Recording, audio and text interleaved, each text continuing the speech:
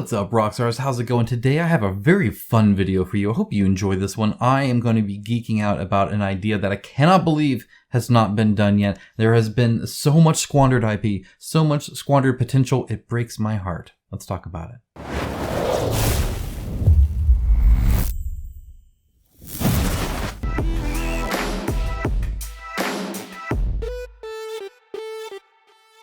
Thank you to my channel sponsor Into the AM. As a company that believes hard work and a great product is a proper way to conduct business, I am delighted to have them as part of the channel. They have some of the coolest graphic t-shirts around and an absolute best fit and feel that has continually exceeded my expectations.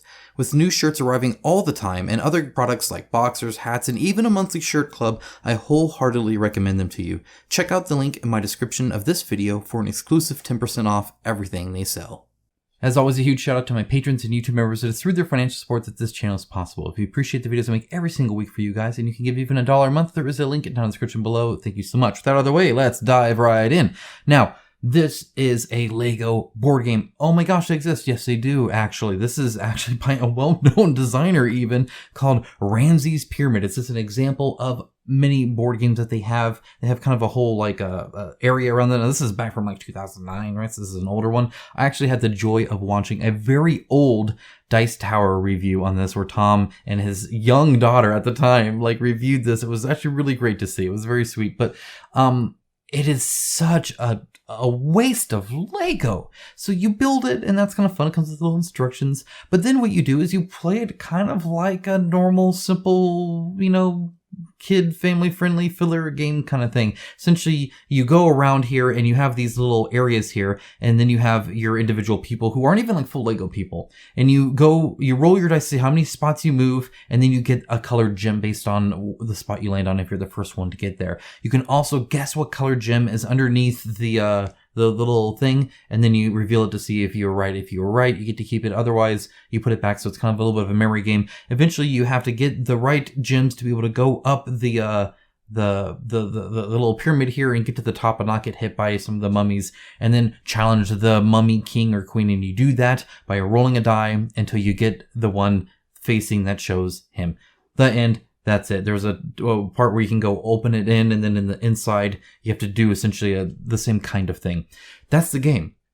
Now, you tell me, does that actually involve the spirit of Lego at all, or the advantages that Lego gives you? The closest you could get is the fact that you open up the pyramid, but that's it. But you can do that a multitude of different ways without any Legos at all. It's such a squander, and it makes me wonder why they don't do more. And I feel like this is what's holding back the Lego board games, because let me tell you something, I would love a proper Lego board game. Now, before I dive into what that means, show you some examples and really talk it through and hype it up, I would love to know if there is some crazy idea you've had. I wish a board game would do this. I guarantee you've had that.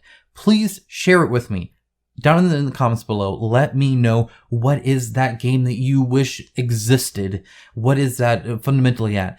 The reason I'm asking is because, first of all, it's just great fun to read really cool, passionate comments about, what people love. I think that's awesome. And I think we'd all get a kick out of seeing everybody's ideas. But additionally, there are developers that watch this channel. They don't always like everything I have to say, but they do watch. And that means that they now can go down in the comments below and see what people want. I think it'd be great. So, and if nothing else, I know then what to look for, what to, what to think about myself. And it'd be great fun. So let me know in the comments below. Now with that, I had this idea originally when Oathsworn was announced with the push-fit arms, because they have these super cool minis where they have their hips, they're very fancy, very hard plastic, right? Just like Games Workshop has the push-fit stuff. In fact, I believe they use the same technology Games Workshop does, the same program and software to design them and make them fit that way and all that kind of stuff. So they are legit, where you can take the arms off and put new arms on, and they, they'll have a double axe, or they'll have, a great sword, and their arms and weapons change based off of what you've looted. And I thought, well, what else does that? What would do that really easily? Legos. And then I see this, and I shared this with you guys when I first saw it. Lego freaking Hero Quest. Yes, not approved. So at the time it was under investigation. Essentially, you can put any idea to Lego you want, and then if you get 10,000 supporters, they actually have a review committee that review your idea and then either accept it or reject it. They rejected this because they're stupid, but also probably because it's branded Hero Quest, which is almost kind of limiting in my opinion, but the idea is there. So I'm playing Massive Darkness 2, right? And we get the little chests, and I used the chest from Massive Darkness 1, the little, 3D printed chest in there, but I still had to put a token underneath because the token kind of, in Massive Darkness 2 tells you what you actually loot, essentially, right? So not each chest is the same. Some might be better than others. And then it just got me thinking, like, wouldn't it be great if there was actually a little chest I could open up? And then I remembered this, and I go back, and I'm like, dear Lord, can you imagine if you were in a dungeon, like a dungeon crawl, and you came across a chest and you opened it up and it actually had this freaking electro sword here, like in there, and you could put it on your mini. All your mini could have your armor. You get a helmet, guess what? Boom, on the head. Maybe you get hurt and you like die, but then are resurrected back. You could change your face to one with a scar if you wanted to, or something cool like that. There are so many different things you could do. You could make bosses where body parts fall off as you're attacking them. Can you imagine a boss battler of Lego where you built these really cool Lego bosses that had these detachable points to where when you attack the tail of the rat, you can literally cut off the freaking tail of the rat. So it's this big old model of a rat. It looks super cool. You got to build it yourself. Can you imagine that game night where everybody comes an hour or two early and you build the level you're going to be playing? Can you imagine how cool that would be? Imagine all the plethora of stuff you could have online where people could make their own modifications, or you could pimp out any game you wanted with more Lego. You want 3D doors? Build some freaking 3D doors. It'll fit right in. The whole world will like that. It'll look kind of like a Minecraft kind of world, right? And in a way, because of the blocks and everything. The possibilities are so endless. Imagine if you have the core set, and then if you wanted new like monsters and stuff like that, all you had to do was just buy the little character pack that has the sculpted lizardman head or something like that, or the goblin person here or whatever. But you could do all these different things, or the guy with the big horns or something like that. And so they could release update packs like that would actually be cheaper, even at Lego prices, to board games, because it's smaller and there's less pieces and it would take less, storage space and all this kind of stuff.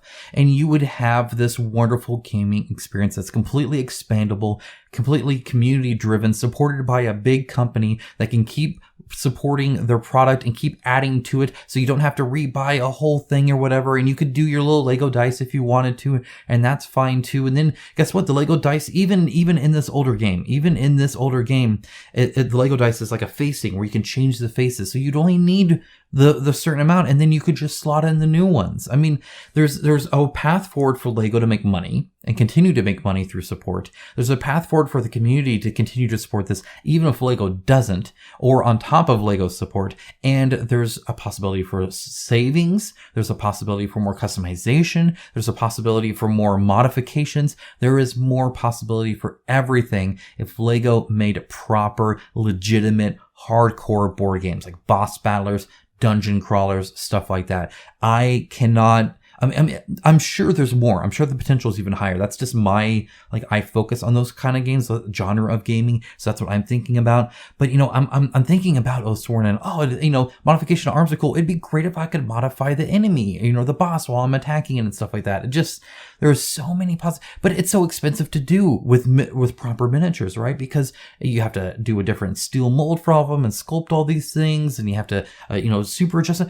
Legos already work this way. It's their fundamental purpose is to swap parts out and, give this skeleton an archer and make the skeleton attack with a scythe or a great sword, or imagine fighting the enemies and literally taking the armor and weapons off of them as you fight. Imagine that. I mean, guys, this excites me. I hope you can tell that. I would love for a legitimate board game made of Lego that I could actually immerse myself in and support and, try other people's stuff and house rule this and change this and add that. And it sounds like a lot of fun. I can't believe this hasn't been done yet. It just seems like easy money. They're not doing anything out of the ordinary, cost structure wise. So I don't understand how this hasn't happened. How has this not happened? Make a legitimate game. It doesn't have to be Hero Quest. I get it. There's rights and stuff like that you'd have to buy and all that. It could be your own thing. In fact, make it your own thing. But you could do so much with Legos. It just, somebody do this, please. That's my, biggest desire. Besides maybe like a Final Fantasy board game with like big summons and magic spells and party members and, like a turn-based combat and stuff. Anyway, whatever. Okay, we're getting sidetracked here. Right now, I'm just talking about Lego board games. I would love to see some of that. What would you like to see? I would love to hear from you. Let me know so that I can better know what to look out for or what interests you, or just kind of get a great list of things that would be really, really cool. So if I see anything even like it, I'll let you guys know.